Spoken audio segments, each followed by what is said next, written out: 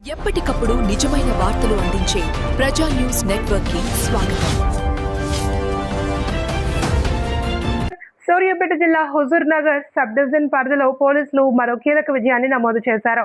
Huzur Nagar CI Charamandaraju ఆధ్వర్యంలో Nereducharla SI Gopal Reddy సోమవారం గ్రామంలో నిర్వహించిన ప్రత్యేక వాహన తనిఖీల్లో అంతర్రాష్ట్ర దొంగల ముఠా పోలీసులకు చిక్కింది. నెంబర్ ప్లేట్ లేని వాహనంలో అనుమానాస్పదంగా సంచరిస్తున్న నిందితులను అదుపులోకి తీసుకుని విచారించగా గత నెల ఫతేపురం గ్రామ శివారులోని Mahatma Gandhi lift irrigation project నుండి సుమారు 1250 కిలోల రాగి తీగను చోరీ చేసినట్లు వారు ఒప్పుకున్నారని పోలీసులు వెల్లడించారు.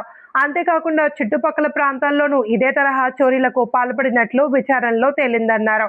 నిందితుల వద్ద నుండి motorcycle, Ashok Leyland trolley వాహనం, 5 సెల్ ఫోన్లను స్వాధీనం చేసుకుని రిమాండ్కు తరలించినట్లు హుజూర్ నగర్ సిఐ చరమందరాజు మీడియా సమావేశంలో వెల్లడించారు. ఈ కేసుకు సంబంధించిన పూర్తి వివరాలు ఇప్పుడు తెలుసుకుందాం. ఈరోజు నేరేడు జిల్లా పిఎస్ పరిధిలో అంతర్రాష్ట్ర ట్రాన్స్ఫార్మర్ దొంగల్ని అరెస్ట్ చేయడం జరిగింది.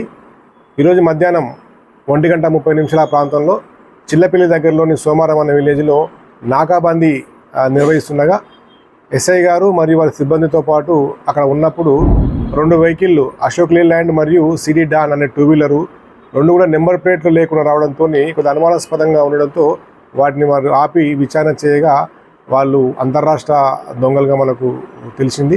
తద్వారా మనకు జూన్ పోయిన నెల 20 తారీఖు రోజు నేరేడు జిల్లా మండలం ఫతేపూర్ గ్రామంలో జరిగినటువంటి ట్రాన్స్ఫారం 250 కేజీల ట్రాన్స్ఫారాన్ని వీళ్ళు దొంగిలించినట్టుగా వీళ్ళు ఒప్పుకోవడం జరిగింది. దాని విలువ సుమారుగా 50,000 రూపాయలు ఉంటుంది. వీళ్ళు అదేవిధంగా ఇక్కడే కాకుండా వీళ్ళు మన రాష్ట్రంతో పాటు వేరే రాష్ట్రాల్లో కూడా ఈ విధంగా వీళ్ళు చేయడం జరిగింది. మన రాష్ట్రంలో ఉన్నటువంటి మునగాల, మట్టంపల్లి, నేరేడుచెర్ల అండ్ మిర్యాలగూడ రూరల్ మరియు నిర్మల్ జిల్లాలో కూడా వీళ్ళు ఈ దొంగతనాలు చేసి ఈ యొక్క పూర్తి ప్రాపర్టీని హైదరాబాద్ మరియు పూణే అటువంటి ప్రాంతాల్లో కూడా వీళ్ళు అమ్మడం జరిగింది.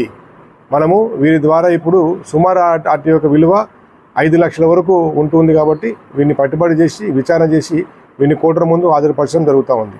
రైతులందరూ కూడా ముఖ్య విజ్ఞప్తి ఏంటంటే, మీ ట్రాన్స్ఫారంలు మీరు పంటకాలము అయిపోయిన తర్వాత ట్రాన్స్ఫారంలతో పని లేనప్పుడు వాటిని తీసుకొని ఇంటి దగ్గర పెట్టుకొని మళ్ళీ ఆ పంట కాలంతో వచ్చినప్పుడు అప్పుడు పెట్టుకుంటే బాగా ఉంటుంది. ఇలాంటి వారికి మనం అవకాశం ఇచ్చిన కాదు కాబట్టి ఈ విషయాన్ని మీరు గమనిస్తారని చెప్పని ఈ సందర్భంగా తెలియజేస్తున్నాం.